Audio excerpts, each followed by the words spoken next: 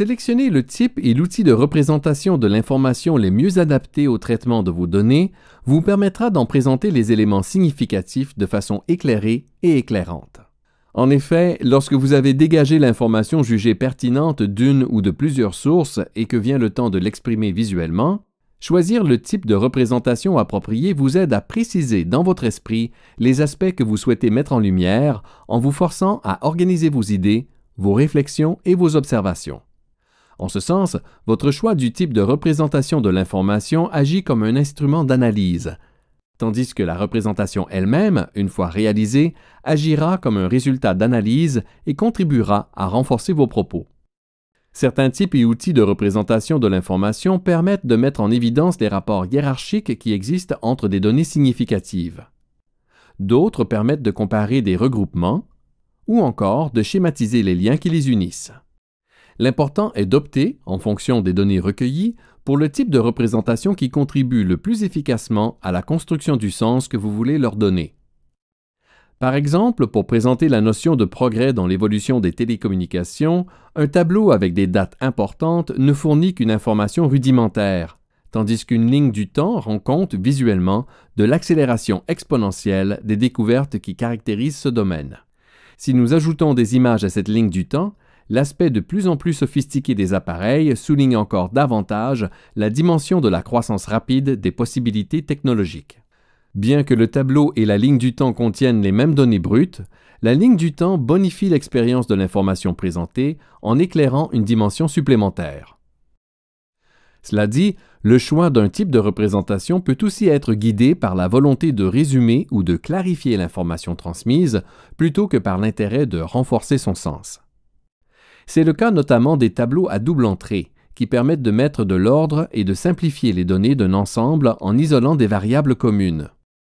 Certains types de représentations, comme le tableau justement, sont très polyvalents, c'est-à-dire qu'ils conviennent au traitement d'une grande variété de données. D'autres types ont une efficacité optimale dans un contexte plus précis, comme ceci. La carte conceptuelle permet de représenter un sujet sous la forme d'un schéma qui illustre graphiquement les liens entre les idées de manière à dégager une vue d'ensemble. L'organigramme permet de représenter la structure hiérarchique et fonctionnelle d'une organisation, tandis que le sociogramme permet de mettre en évidence la dynamique des liens sociaux dans un groupe de personnes.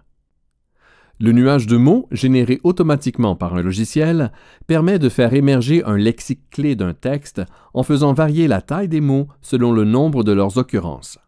Et ce ne sont là que quelques exemples.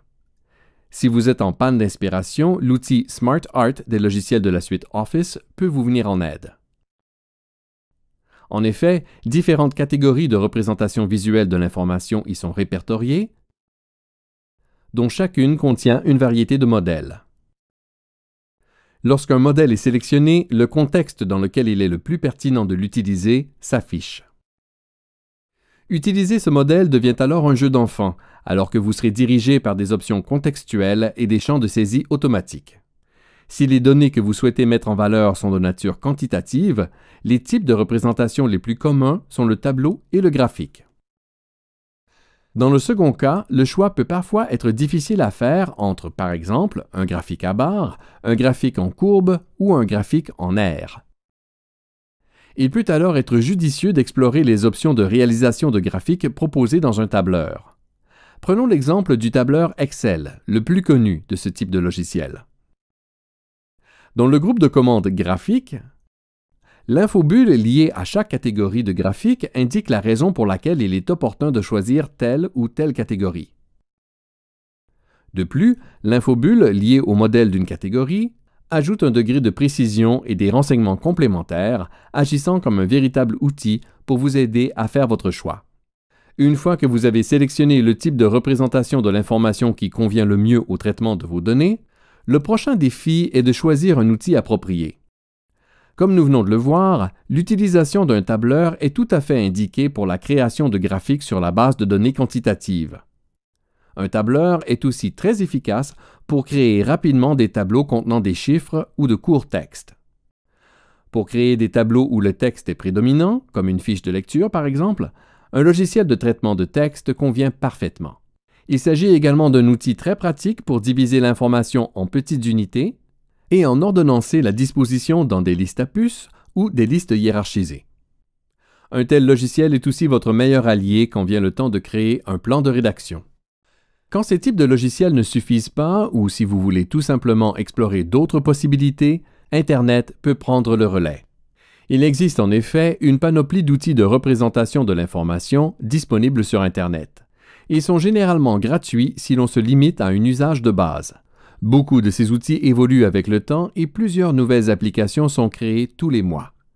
À vous de les découvrir en faisant une recherche par mots-clés dans un furteur.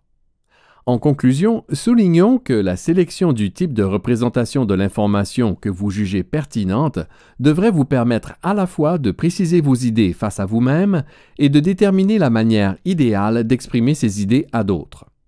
Ce choix devrait être guidé par le souci de contribuer à la construction du sens de votre travail, ainsi que par celui de rendre ce sens le plus clair possible.